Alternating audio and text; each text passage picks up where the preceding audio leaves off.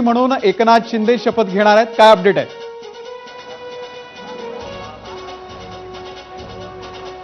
अतिशय महत्त्वाची बातमी कारण की आपण आधीपासून या बातमीची शक्यता सांगत होतो। प्रेशर तेवढं होतं, दबाव तेवढा होता आणि या दबावाबरोबरच भाजपकडून देखील सातत्याने ही मागणी होत होती। इव्हन भाजपचे जे वरिष्ठ आहेत, पक्षश्रेष्ठी आहेत, त्यांचं देखील हेच मत होतं की एकनाथ शिंदे यांनी वेगळा निर्णय घेऊ नये, एकनाथ शिंदे यांनी उपमुख्यमंत्री पद हे स्वीकारावं।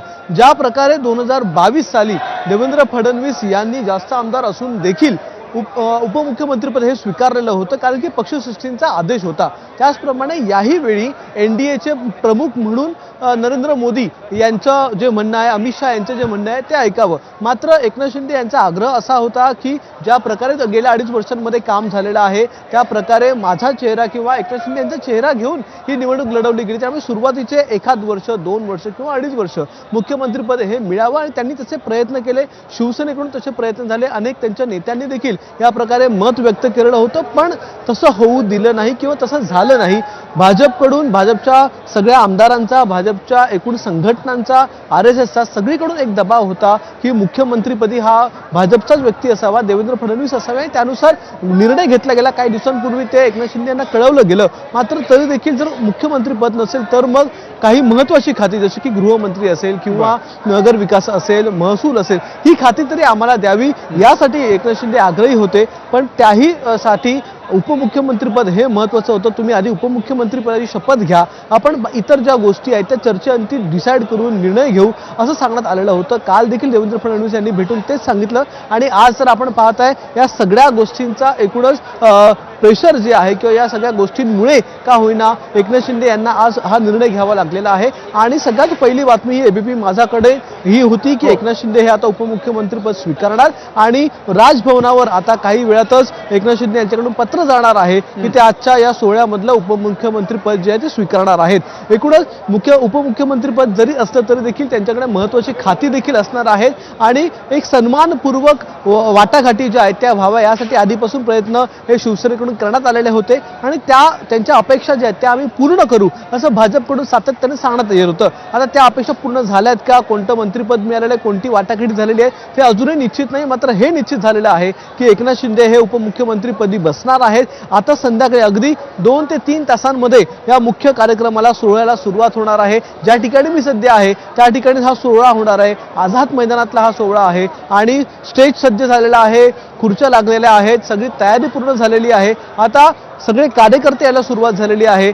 मुख्य नेते, काही महत्त्वाचे जे नेते आहेत ते यायला आता सुरुवात झालेली आहे आणि जे प्रमुख पाहुणे आहेत ते 5 वाजेपर्यंत म्हणजे नरेंद्र मोदी हे 5 वाजेपर्यंत याच मैदानामध्ये उपस्थित राहणार आहे। त्यामुळे त्याच्या आधी देवेंद्र फडणवीस, अजित पवार आणि एकनाथ शिंदे हे या ठिकाणी उपस्थित राहतील, स्टेजवर उपस्थित राहतील आणि 5 वाजता बरोबर 5:15 वाजता या कार्यक्रमाला सुरुवात होईल। या कार्यक्रमाची सुरुवात झाल्याच्या नंतर 5:30 वाजेपर्यंत मुख्य जो सोहळा आहे शपथविधीचा तो पार पडेल आणि त्यानंतर भाषण होतील असं सांगण्यात येतंय। त्यामुळे एकूणच या कार्यक्रमाची रूपरेषा जी आहे ती अशाच प्रकारे आहे। अगदी 7:30 पर्यंत कार्यक्रम चालेल, त्यानंतर हा कार्यक्रम संपेल असं देखील सांगण्यात येतंय। 2 ते 2.5 तासांचा हा कार्यक्रम आहे, मात्र महत्त्वाचा कार्यक्रम आहे आणि त्यासाठीच आता 3 जी नावं आहेत, जे 3 जण शपथ घेणार त्या जागी उपमुख्यमंत्रीपदी उपमुख्यमंत्रीपदी एकनाथ शिंदे आणि अजित पवार, त्याचबरोबर मुख्यमंत्रीपदी देवेंद्र फडणवीस हे शपथ घेणार हे आता निश्चित झालेलं आहे। काही वेळातच या शपथ ग्रहण सोहळ्याला सुरुवात होईल। निश्चित अक्षय, तुझ्या मागे आम्हाला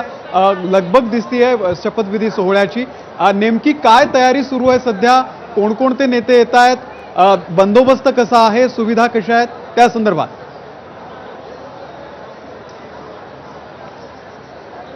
अमोल, मी तुम्हाला दाखवू शकतो या ठिकाणी संपूर्ण हा जो एक प्रकारे हा मंडप मांडलेला आहे तो मंडप संपूर्णतः इथे भगव्या रंगाचा आहे।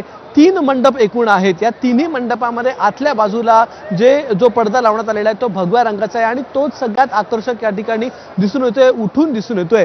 3 मंडप म्हणजेच माझ्या मागे हा मुख्य स्टेज आहे। माझ्या मागे जर तुम्ही पाहिलात तर हा मुख्य स्टेज या ठिकाणी आहे जिथे नरेंद्र मोदी बसतील, त्यांच्याबरोबरच त्यांच्याबरोबर देवेंद्र फडणवीस, एकनाथ शिंदे आणि अजित पवार बसतील. इतर देखील लोक महत्त्वाची बसतील. त्यांच्या बाजूला जर आपण उजव्या बाजूला बघितलं तर त्या ठिकाणी देखील एक मंडप आहे. तिथे मोठी स्क्रीन लावण्यात आलेली आहे. तिथे इतर नेते जे आहेत राज्यभरातून येणारे किंवा इतर राज्यातून येणारे ते बसतील. आणि माझ्या डाव्या बाजूला जर आपण बघितलं तर त्या ठिकाणी देखील एक मंडप आहे. तिथे सर्वसामान्य कार्यकर्त्यांसाठी मंडप घालण्यात आलेला आहे.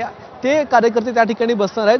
2 मंडपांमध्ये मोठमोठ्या स्क्रीन लावलेल्या आहेत आणि एक मुख्य मंडप आहे ज्या ठिकाणी हा कार्यक्रम होणार आहे. आता या कार्यक्रमामधली एक महत्त्वाची गोष्ट ती म्हणजे हा भगवा रंग.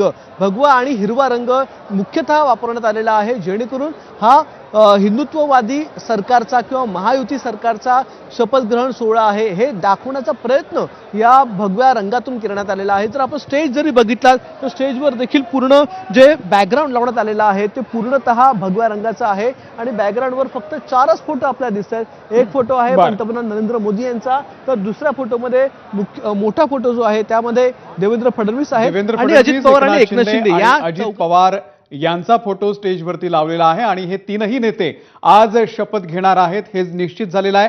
अक्षय, अपडेट तुमच्याकडून घेत राहू. धन्यवाद या संपूर्ण माहितीबद्दल. एक छोटासा ब्रेक घेऊन परत येतोय.